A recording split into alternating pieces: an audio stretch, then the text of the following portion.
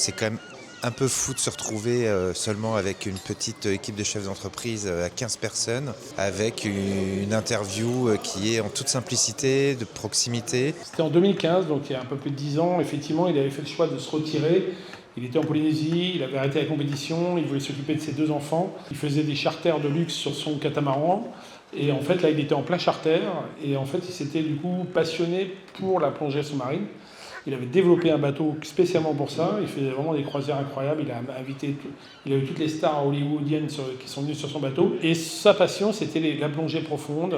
Voilà, il plongeait à 100, 120, 140 mètres. Donc il est parti avec l'annexe, avec l'hôtesse, qui l'a déposé. Et il lui a dit, tu reviens me chercher dans 1 heure. Et il n'est jamais remonté. Et en plus, de nous deux, honnêtement, c'est moi qui prenais tout le temps les risques. Même si on était 2 fous furieux, c'est moi qui allais toujours plus loin, c'est moi qui voulais aller toujours plus fort. Là, je venais de finir un tour du monde en kata de sport où j'ai pris tous les risques. Et finalement, c'est lui qui disparaît, quoi. On plonge ensemble dans l'univers, comme ce soir, de la mer avec l'invité. Et ça, c'est unique, je trouve. C'est vraiment unique.